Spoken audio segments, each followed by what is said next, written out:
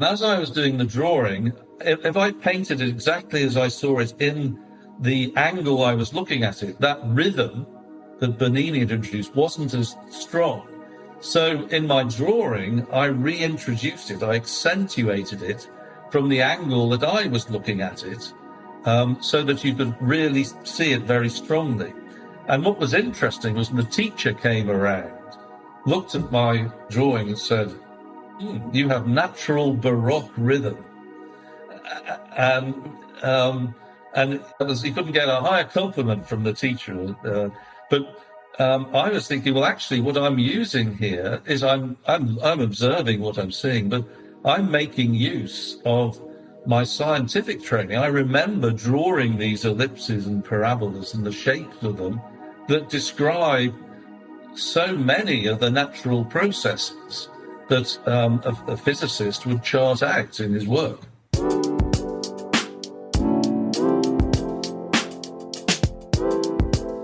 I'm Brandon Vaidyanathan, and this is Beauty at Work, a podcast about how beauty shapes our world and the work that we do. In this season, we're looking at beauty in science. This episode is sponsored by Templeton Religion Trust and the Institute for Advanced Catholic Studies at the University of Southern California. More about them later in the show.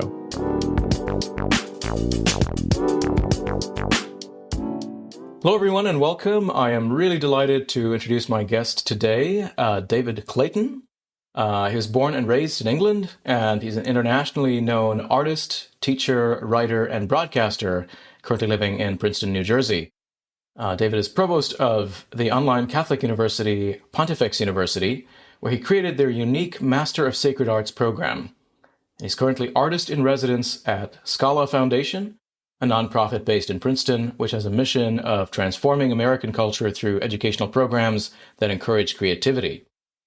David has a popular blog at thewayofbeauty.org and also writes weekly for newliturgicalmovement.org, for whom he has been the sacred art contributor for nearly 15 years. He has written several books, including The Way of Beauty and The Vision for You, How to Discover the Life You Were Made For. As an artist, he has major commissions from churches in the US and the UK. He also has illustrated several books aside from his own. David, it's really such a pleasure to have you. Thank you so much for joining us today. Thank you very much for asking me. I'm very happy to be here. Yeah, great. Well, David, you have a very unique background as an artist who is trained in the sciences. Could you tell us a little bit about your scientific training and your background in the sciences? Yeah, so I studied materials science at Oxford University as an undergraduate in the days when you did your undergraduate and you came out with a master's, which I don't think they've stopped now. But so I always tell people I've got a master's in materials science, which is really the physics of solids, with a view to making use of the materials for engineering purposes. So it's highly theoretical, but with an end which is directed towards the use of the materials. Then I went on and did a master's in metallurgical engineering at Michigan Tech. And so that's my scientific training. And then my artistic training, I'm largely self-taught, in fact, and which is fine because on the whole, people buy paintings based upon what they look like, not based upon what the qualification of the person who did it is. But I have done I've done classes, selected classes with an iconographer who paints in the style of Greek icons, sacred art, and really allowed him to mentor me and guide me. So I wasn't without direction and advice over the years, a guy called Aidan Hart. And then I did spend a year in Florence learning what's called the academic method of painting and drawing, which is a very rigorous way of drawing naturalistically, a method that was developed in the High Renaissance period, just about survived the destruction of the academies at the beginning of the 20th century and is now beginning to flourish again. Wow. What led you to the material sciences in the first place? What drew you to become a scientist? It was what I was good at high school, really. I enjoyed art and was good at art. We say that those are the topics I was best at. But the high school was very focused on academic interest, and so it wasn't something that they encouraged, and I must admit I didn't push too hard. So in England, at the age of 16, you took what's called O levels, ordinary level exams, and that they would be in 9 or 10 subjects, so quite a broad range. And then at the age of 16, you narrow it down to the pursuit of 3 subjects. So I, at that stage, had to choose, and I chose maths, physics, and chemistry. And so from that point on, I had never studied the humanities. I hadn't written an essay from the age of 16 onwards until I started to write books many years later on the subject of art and culture. Yeah. I mean, I grew up in a similar system in India. I think our system was modeled after yours. So it's very much, I specialized after, essentially after the O levels. It was a grade 10, you split up into the arts or into the sciences, and I pursued the sciences, and similarly, you get no background at all then from that point on, and anything in the arts or literature or humanities or anything of that sort.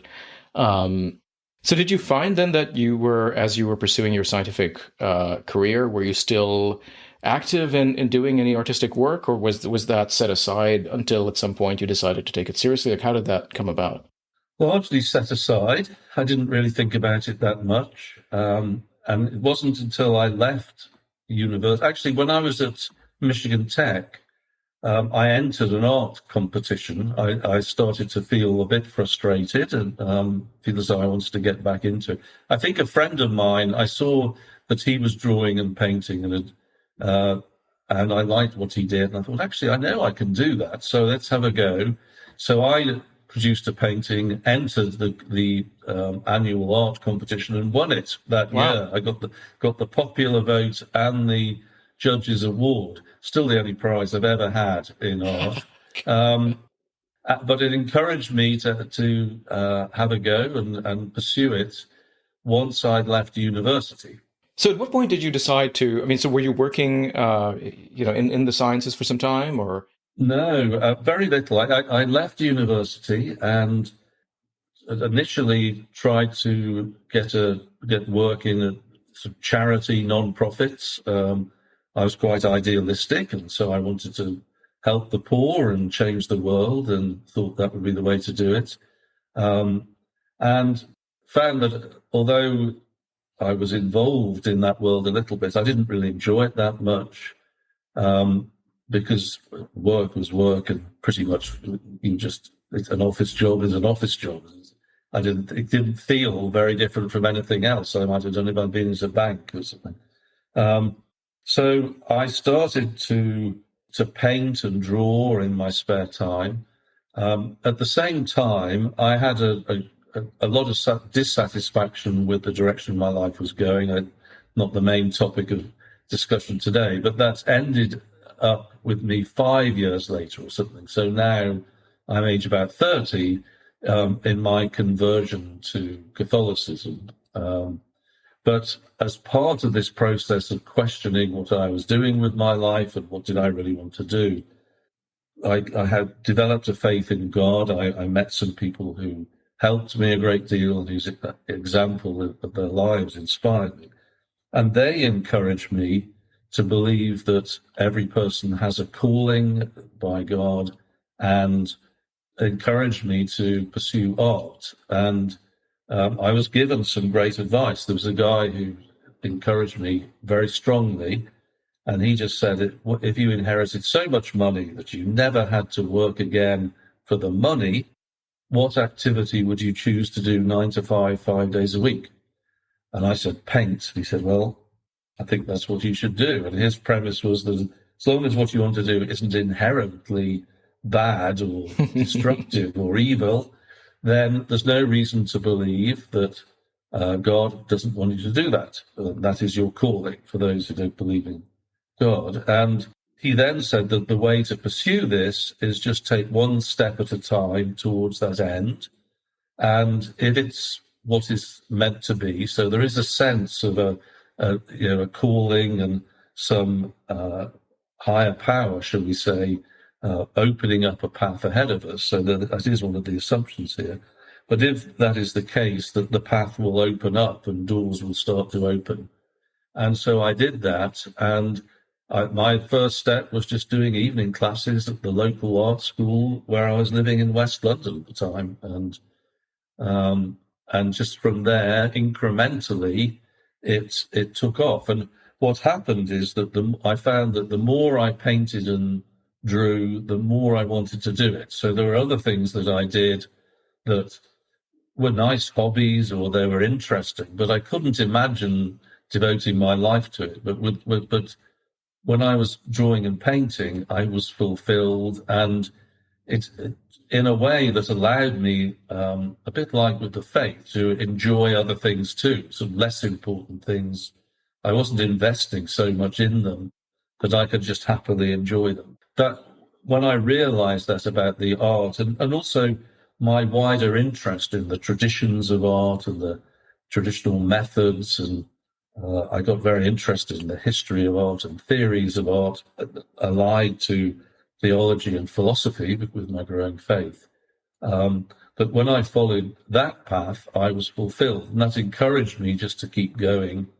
And gradually, it started to order the pattern of my life. That's fantastic. Talk a bit about the practice of art, what that's like for you, today. I mean, in terms of your work as an artist, and does your scientific background in any way shape either your technique or any other aspect of the way in which you approach your artwork? Yeah, so I'm trained, as I mentioned, as an iconographer, which has a systematic approach to painting. There's very little expressive brushwork, and it suited me. So you tend to plan everything out in advance. You generate a drawing, and then you think about how you're going to do the painting. There is some, but there's not much scope for correction of error. So it means that it's worth thinking about what you do in advance. And so now I like that because that suited what I felt was a systematic way of thinking that had become a habit through my scientific and mathematics training. I always felt nervous about being encouraged just to express my feelings on paper. I didn't know whether it was because I'm a man or because I'm British or just I didn't have strong emotions. But I never really understood what I was supposed to do with the brush in my hand, if that was my purpose. Other than if you feel angry, it's very vigorous, and if you feel calm, it's smooth or something. That didn't seem to do it for me. So the idea that I'm pursuing something that has a purpose that's very clear, and you're conforming to a purpose, and there is a set visual vocabulary which you're trying to employ, suited me. And iconography draws very strongly on tradition, on the practices of the past. And so part of becoming an iconographer is learning that and immersing yourself in it, and then eventually being able to use that visual vocabulary, the stylistic elements. There's a very particular style to it, in a way that might be your own voice, but it's still within the tradition. So eventually, if you become a master of it, and we'll let others decide whether I am or not, you understand where the soft spots are, where you can change things, where you can't, and then why you might do so. And always it's in conformity to an external purpose. Where is it going to be? How are people going to look at this? How big does it need to be if it's in that space? What are the other paintings around it so that it works in harmony with them? For example, is it for prayer? Is it for worship? Is it to decorate a home? All of these things will have an impact on what you do. And it's through experience, I think, that you learn to create a painting which in many ways would be very similar to things that other people have done, but in your own way, just sort of modifying slightly. And that's what it means to work within a tradition. You change as little as possible, not as much as possible. Yeah. Wow, it's fascinating. You're listening to Beauty at Work. This episode of the podcast is sponsored by Templeton Religion Trust as part of a grant on the aesthetic dimensions of science. Templeton Religion Trust supports projects as well as storytelling related to projects that seek to enrich the conversation about religion. To learn more about them, visit templetonreligiontrust.org. This episode is also sponsored by the Institute for Advanced Catholic Studies, a global research center located at the University of Southern California. IACS works to create dialogue, spark ideas, and sustain academic research on Catholic thought, creative imagination, and lived experience. Learn more at iacs.usc.edu. If you're enjoying the show so far, please subscribe to our podcast and take a moment to leave us a review. I want to talk about just this broader cultural rift that seems to exist between the sciences and the humanities. And I think of someone like C.P. Snow, who talked about the two cultures of the humanities and the sciences, where you have folks who are trained in those particular disciplines, and probably through, similar kinds of school systems like the ones you and I went to, where you really are forced to, from an early age, concentrate either in one arena or the other. And then there ends up this sort of gulf of mutual incomprehension between the two fields. And I think in some of your own work, you've talked about, and I think in some of your blog posts about the kind of resistance that many people have in the art world to the idea that mathematics or science can be a source of creativity or have anything to offer. What might you say, based on your experience of really straddling those two realms, to people in the arts about the value of the sciences? To people of the arts, well, what I would say is, first of all, that I think that gulf exists between the sciences and the romantic view of the arts, which dominates today, which says that creativity is self-expression, that the main goal here is to assert the self and to reveal the psychology of the artist. And really, the successful artist is simply one who conveys that emotion and in some way is able to influence those who see it, either to, if not to share the emotion, to understand it, regardless of what that emotion is. I mean, it could be blazing, destructive anger that, if exercised, shall we say, would cause great harm to those around them. Well, in the romantic view, that doesn't matter. As long as I do that successfully, that's fine. Now, first of all, I was temperamentally, I was resistant to that, maybe because of my artistic training, but you can see how that doesn't suit scientific investigation, which assumes there is an objective truth. You're looking at an object and trying to discern something about it, for example, or the properties of it, or looking at the world around you. And it is assumed that it is real and that it has certain physical properties. And as a scientist, I'm able to look at those and investigate them and perhaps learn some aspect of that truth. Now, what I liked, actually, and this came to me through my Catholic faith, was I started to look at the way that art was understood prior to that romantic view. So it suited me far more to think of art as something that is trying to reveal the truth of what you paint in just the same way that a scientist does.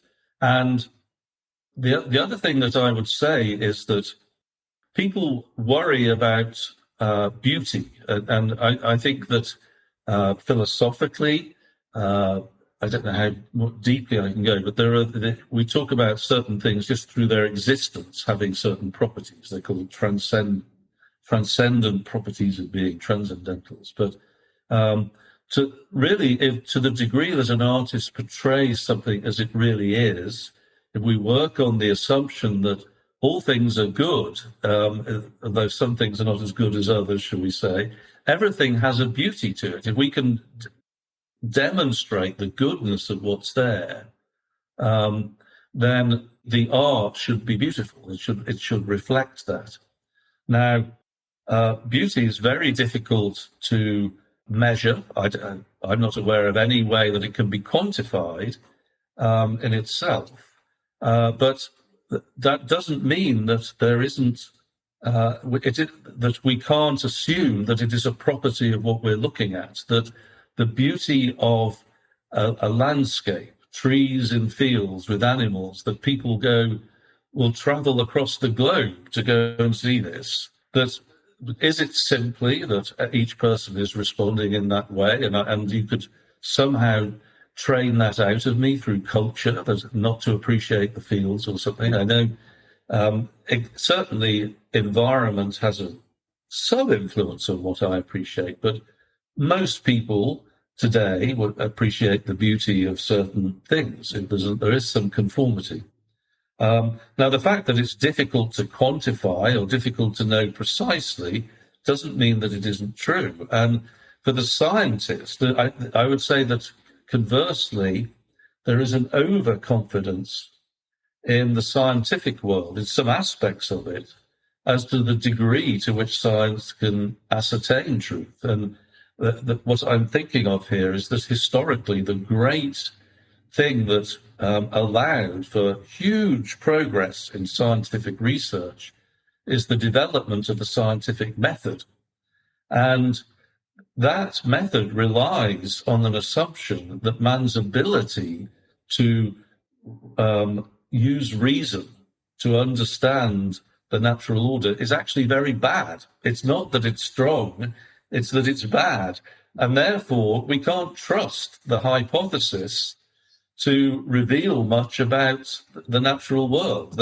So the scientist looks at the data, comes up with an idea, develops a hypothesis, but according to the scientific method, we won't trust that until it's been borne out by experiment, ideally time and time again. In other words, science is basically a process of trial and error, and you're backfilling the conclusions with the theory afterwards. So it's science. The success of science is actually the opposite of what most people think it is. It recognizes its weakness, or man's weakness, to understand the natural order through reason alone, and therefore relies on experiment. And this actually goes back to a debate, I understand, between Newton and Kant. Kant wanted to develop a scientific method that didn't need any experiments whatsoever. Newton said, no, that's not going to work. We've got to experiment because we can't, otherwise we're just not clever enough to do it. Now, with regards to beauty and what constitutes the beautiful, what's the experiment we do? How do we test that out? The answer is that traditionally they look to tradition. They look to the work of artists of the past to say what styles, what subjects, what topics, what purposes for art have been shown to have appealed to many people over a long period of time.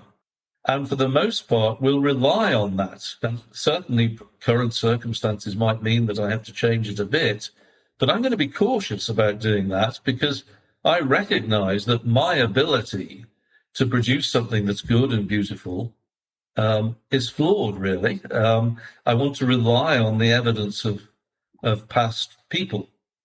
So those are the first things. I'm expecting you're going to push me on the mathematics of beauty, which I'll get to in a second. Sure. But I think there are certain similarities in the approach of the artist and the scientist that many people don't realize, that actually date back to the time when artistic method and scientific method, they both come from the same approach to investigation of the world around us, actually, historically.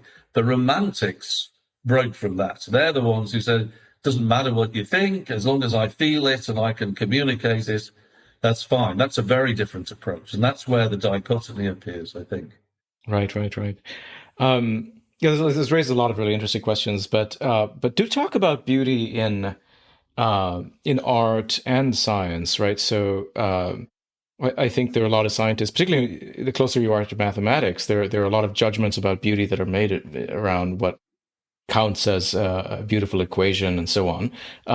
How would you define beauty in similar ways in art and science, or are they getting at different kinds of things? the scientists will talk about a beautiful solution, or a mathematician, a beautiful solution to a equation. Generally, what they mean is that it's powerful and simple, and so they feel that the logic is powerful and simple. What I would say is that when the scientist develops a hypothesis, he doesn't typically reason it out, and I'd be interested to see what the scientists would argue, but typically what happens is that you are aware of a pattern of what occurs. So you're looking at the language of science is typically mathematics, not always, but typically, and that dominates. But you're effectively saying, I could see a pattern here, an order, and when I take the wide view, and then there's something missing, and that missing point goes there. Let's test that out. And ultimately, it's rare that the hypothesis is produced through reason. It's very often produced through an intuitive guess. It's in the whole. Only the scientist who is aware of all the theory, who's aware of the mathematics, can make that leap. But effectively, it's intuition, it's guesswork, and then you test it. You say that seems to work, and then you try and explain it, and that's where you come up with the theorem or the mathematical equation that explains the new thing. And then you try and predict something else that has never occurred before. You test that, and that becomes a theorem, goes from hypothesis to theorem. Now, the ability to see the pattern of things is actually the same as the ability to apprehend beauty. Beauty recognizes the relationship between things that are appropriate to what it is. It sees a pattern in the world and is able to complete it. And so that's what creativity is. It's being able to spot that pattern. Now, there are cases where scientists have done this. They've looked at plots on a graph. The one that was brought to my attention was a scientist in the 60s, but it's just such a nice example, called Murray Gell-Mann, I think his name is pronounced, who discovered a quark, a subatomic particle. But there were 9 of these particles known, and he looked at the plot on a graph of these 9 particles, and they effectively looked like a pyramid with the point missing. And the only reason that he investigated the existence of this 10th quark was it looked to him as though there ought to be another one in that position. And so it was actually an arrangement mathematically. They don't arrange themselves like this in space. It's a mathematical plot that has 4 dots on the baseline, 3 above it, 2 above it, and then you have 1 above it. And so it's 10 dots in the pattern of a pyramid, effectively.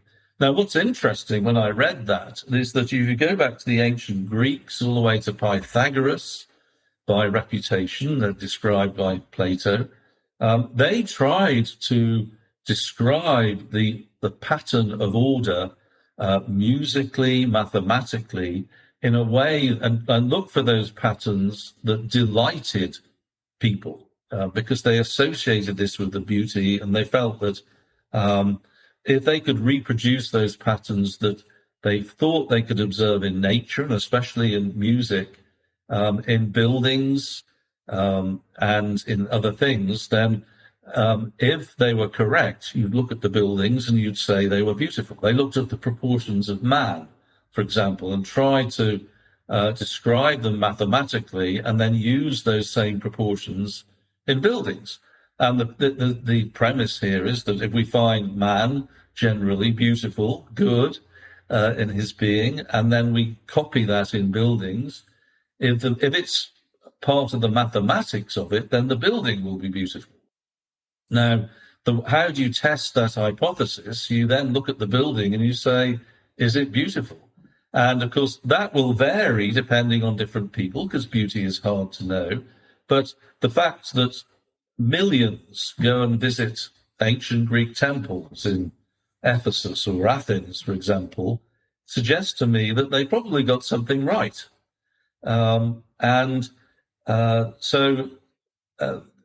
is a similar approach here. Now, just to come back to Murray-Gell-Mann and the quarks, the pattern, I think it's a coincidence. I'm not going to say it's more than that, but the pattern of those quarks in the pyramid is something that Pythagoras described as the fundamental pattern of the universe, because it was a way of symbolically representing musical harmony, which they felt was an audio sign, if you like, of the pattern of order that pervaded the cosmos. And he called it the tetractys, and it's had almost sort of religious significance for the Pythagoreans.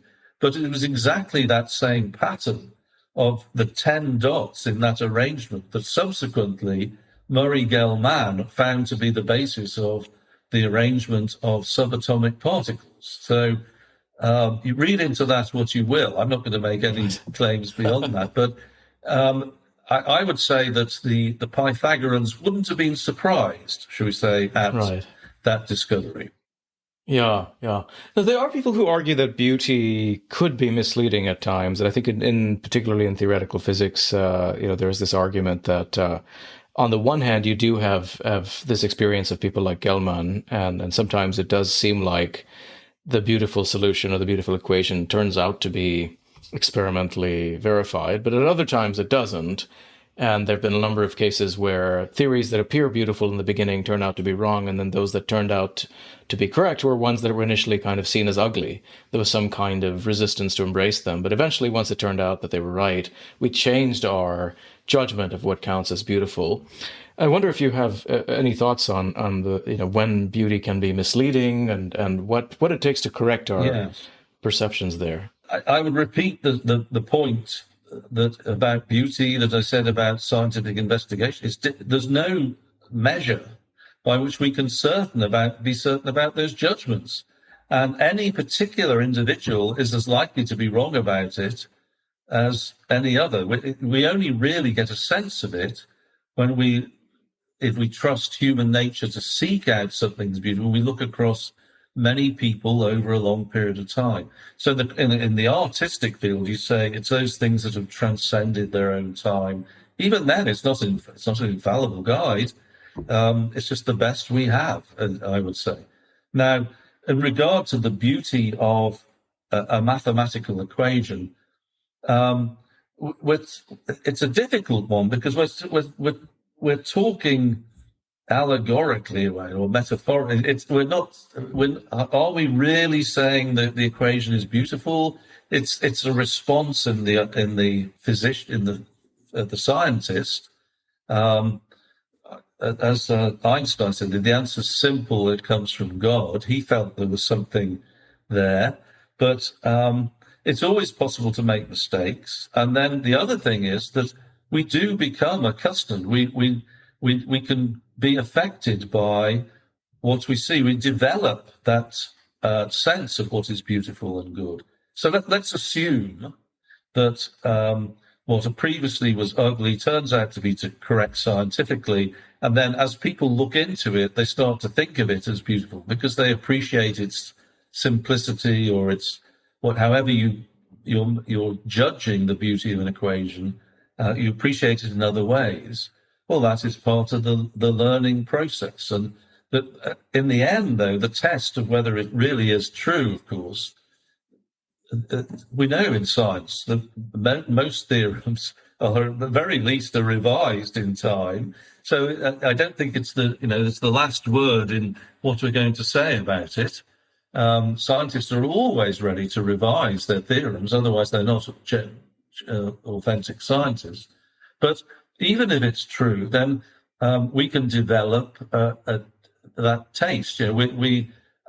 That's why if you want to develop an ability to see what is beautiful in the training, what you do is you expose people and analyze things that are generally accepted to be beautiful. So the scientist, if you wanted to increase his ability intuitively to understand or to create that new equation, to see the new pattern in the order, you develop their ability to apprehend beauty, because then their natural appreciation of the patterns, or the relationships between things will be enhanced. Now, in the scientific context, you may study equations that are generally accepted to be beautiful and have been over a long period of time and that have not been revised, and then start to ask yourself, what is beautiful about those? And then as you expose yourself to them, that will influence your taste, and you'll start to look for things that tend to correspond to that canon of great works of mathematical beauty as you try to develop a new equation. Similarly, the artist learns how to appreciate the beauty of a particular tradition by copying and imitating, initially, great works of art. He or she immerses himself in the beauty of that tradition. And so then you have to decide, well, what's the canon that we're going to choose? To a certain degree, relying on people who understand the tradition to pick it out. But as a principle, you're looking for those things that appear to have been appreciated over a long period of time by many people. And you're relying on human consensus of human nature as far as possible for something like this. It's the best we have. And you actually trust in the common taste, not in the elites. Typically, if somebody who study aesthetics at a deep level, or should we say that those who've been to university, especially the modern humanities, they have to have good taste educated out of them, I would say, as a principle. They learn not to trust their common sense, their automatic response. And frankly, they're going against what most people would appreciate. They would go to Florence and say, I prefer the modern building on the outskirts because it's brutalist and this is wonderful. Whereas 20 million other people say, well, no, I'm going to the Duomo in the center because that's what I think is beautiful. I don't care what you think, you elites. Yeah. Let's talk a bit about the value of the beauty of science for theology, or for people who are people of faith. Certainly in some traditions, like the Islamic tradition, it seems like mathematical beauty is very central to their religious art. But I wonder, whether today there's a lot of people who talk about mistrust of science among religious populations, particularly in the U.S. Is there any way in which the beauty of science, or these beautiful aspects of science, could be a way to build trust in science, or lead people who are people of faith to appreciate the value of science, do you see? Well, first thing, just going to your example of Islamic art and Islamic patterned art, there's a tradition of Christian patterned art, and the two traditions have often fed into each other. So I think originally Islamic culture would pick it up from conquered Byzantine lands, especially. And then they developed it and made it into something wonderful and original of their own. And then from time to time, you would get Islamic craftsmen coming into Christian lands and teaching Christians how to create in this way. And you get beautiful patterned art. In Sicily, for example, when the Normans reconquered Sicily around 1000 AD, they used Byzantine craftsmen, Islamic craftsmen to create beautiful patterned art. And as you say, there is a mathematical symbolism that underlies all of those patterns, and that speak to those of faith. That symbolism speaks of God. And for someone of faith, beauty is a sign, shall we say, of inspiration. So either in nature itself, we'd say it's a sign that a creator made it speaks of something beyond itself. And we'd point to the fact that when many people see a beautiful sunset, we're enamored of it, but we always want more. It never quite satisfies us, and we say that yearning that it creates in us for the perfection of what we see is actually a yearning for God. That's what those of faith would say. The other thing is that the mathematics, there is these mathematical formulas that were used in the production of Islamic art and can also be used to in the design of architecture according to traditional proportion, which would be in not just Islamic and Christian societies, but many societies that look to nature for inspiration and idealize it. So they always round things up and down into simple mathematical formulas and assume that the proportions that's describing is a perfection of what it is. They have this understanding that the world is, in some sense, fallen. We'd say as Christians, it's good, but it's imperfect, but it points to a perfection. And so that is a scientific approach. It's a philosophical. There's a philosophy and a theology behind it, I would say. In regard to the perception that there are two worlds, I would just say as a scientist, I've never seen any contradiction between one and the other. I'd love to know why people are so convinced that one contradicts the other. I haven't seen any as a Catholic, and so that's the sort of tradition of Christianity that I'm drawing on to try and make the comparison, shall we say. It hasn't undermined any of my beliefs in the value of science, in technology, in the modern world, to provide great benefits as a result of that. And I'm very glad I live now, because when I get toothache, I can go to the dentist or anything else. And so I don't see what the problem is, first of all. And then what I would say is that the study of these mathematical patterns are types that I believe that in all its complexity, the mathematical descriptions of the natural order that the scientist uses, in some way they participate in them. They're not unconnected. That's just an intuition I have. I can't prove it, apart from those nice little examples of Murray-Gell-Mann. But there aren't enough of those to make to say that they're always, you can connect the two worlds. But I've talked to enough people who are creative and come up with new ideas. And for the most part, the people that I speak to say they don't know where they get the idea from. It just pops into their head. They see it.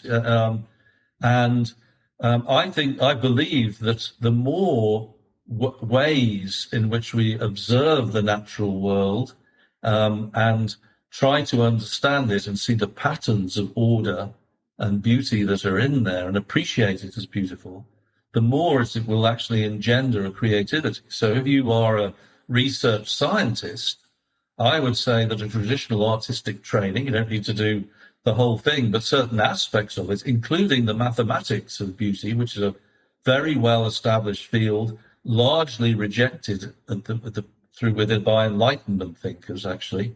But the study of it would actually enhance your ability to come up with new ideas and your creativity as a scientist. Right. And I imagine conversely for artists, you would say mathematical and scientific training would provide some better. I mean, how would that contribute to? First of all, the mathematics of beauty that should be a living, developing field, and so one would imagine that there would be all sorts of mathematical formula which we now know describe the natural world that could add to what an artist does. So, for example, if you paint an icon and you have folds in the cloth, I'm talking to the camera here, and you see in the crook of my elbow, there are these lines coming out. And I noticed that the artists who seem to do this beautifully didn't actually paint precisely what you see. They moved things slightly so that you had a series of sort of elliptical or parabolic curves. That's what the scientists would describe, something where the slope of the curve gets gradually sharper. And it actually follows that if you move your elbow and hand at the same time, it will naturally describe a parabola or something like that, or an ellipse. I forget which at this point. But nevertheless, I started then to stagger elliptical curves. And I remember plotting these when I describe radioactive decay or something. You see the same idealized shape in the curve. And I remember doing this when I was at the school in Florence. And I was looking at this, we were studying a plaster cast of a Bernini sculpture. And I could see that it looked to me like he'd done this. He had these ellipses that actually he carved very strongly into the fabric as he was portraying in the sculpture. That wouldn't have been how it fell naturally, but it really had a beauty and a vigor to it. So I was now doing a drawing of the Bernini, which was the sculpture of the person. So I'm 2 steps removed. And as I was doing the drawing, if I painted it exactly as I saw it in the angle I was looking at it, that rhythm that Bernini had introduced wasn't as strong. So in my drawing, I reintroduced it. I accentuated it from the angle that I was looking at it, so that you could really see it very strongly. And what was interesting was the teacher came around, looked at my drawing and said, you have natural Baroque rhythm. and he couldn't get a higher compliment from the teacher. But I was thinking, well, actually, what I'm using here is I'm observing what I'm seeing, but I'm making use of my scientific training. I remember drawing these ellipses and parabolas and the shapes of them that describe so many of the natural processes that a physicist would chart out in his work. Wow, that's amazing. That's great. David, thank you so much for taking the time again to join us today. Where can our listeners and our viewers find your work? Where would you direct them? I actually haven't got a lot online, but you can go to thewayofbeauty.org. I wrote a book called The Little Oratory, which has about 20 plates in the back, which has my sacred art in. And so those are the 2 places where you can probably see it most. But these ideas, predominantly in my blog, thewayofbeauty.org, I would say. Perfect. Great. Well, we'll add those to our show notes. Thanks again so much. This has been really such a pleasure. It's a delight. Thank you very much indeed. Hey, everyone. Thanks for listening to this episode of Beauty at Work. Please be sure to check out our show notes for more resources from our guest. And if you like this episode, please be sure to share it with your friends. And please leave us an honest review. We'd love to hear what you think, and it helps to get the word out about our show. Music for the show was provided by Venkat Subramaniam, and the podcast was edited by Dave Visaya from Podcast Engineers. And thanks again to our 2 sponsors, Templeton Religion Trust and the Institute for Advanced Catholic Studies at the University of Southern California.